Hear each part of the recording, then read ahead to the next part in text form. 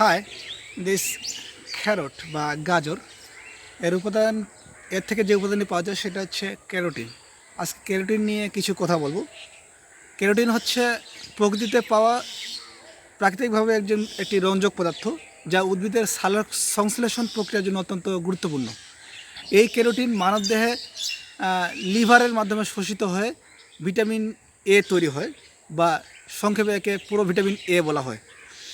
এই ক্যারট ছাড়াও আরও যে অন্যান্য উপাদানগুলি রয়েছে ভিটামিন এ পাওয়ার, সেটা হচ্ছে গাজর, মিষ্টি আলু, মিষ্টি কুমড়া, বাঁধা ব্রোকলি, লাল ক্যাপসিকাম। রেটিনল বা ভিটামিন এ শরীরের জন্য কী কী কাজে লাগে? প্রথমটি হচ্ছে দৃষ্টিশক্তি উন্নত করে।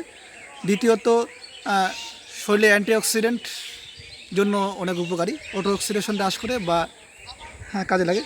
তৃতীয়ত হচ্ছে ত্বকের অতি বেগুনি রশ্মি, অর্থাৎ সূর্য থেকে যে অতি বেগুনি রশ্মি আমরা ত্বকের মধ্যে পড়ে, এই অতি বেগুনি রশ্মি থেকে ত্বককে সুরক্ষা প্রদান করে হচ্ছে ভিটামিন এ। এখন আসি যে ভিটামিন এই রেটিনল হচ্ছে দুই ধরনের, একটা হচ্ছে বিটা ক্যারোটিন আর একটা আলফা ক্যারোটিন। প্রথমটি হচ্ছে বিটা ক্যারোটিন।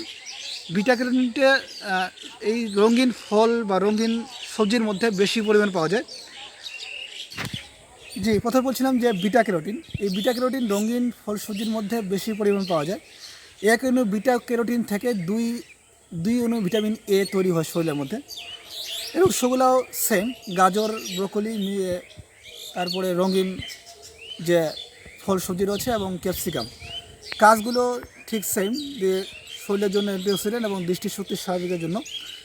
আর দ্বিতীয় হচ্ছে আলফা ক্যারোটিন। এই গাজর, ব্রোকলি, তারপরে রঙিন ফলের সবজি পাওয়া যায়, কিন্তু এটা কম পরিমাণে পাওয়া যায়। এর কাজটি মূলত হচ্ছে হৃদরোগের ঝুঁকি কমায় এবং ক্যান্সারের প্রতিরোধের জন্য ভালো কাজ করে এই আলফা ক্যারোটিন। আরেকটি হচ্ছে যে অতিরিক্ত যদি ক্যারোটিন বা ভিটামিন এ খাওয়া হয়, সেক্ষেত্রে একটা সমস্যা হতে পারে। সেটাকে সেই সমস্যা বা সেই ডিজিজটাকে বলা হয় ক্যারোটোনিয়া, বা ত্বকের একটা প্রবলেম হতে পারে। এটা খুব গুরুতর নয়। এই ছিল যে ক্যারোটিন নিয়ে বা ক্যারট, গাজর নিয়ে, ভিটামিন এ নিয়ে কিছু কথা বলার। আজকে এ পর্যন্ত, ভালো থাকবেন। আসসালামু আলাইকুম।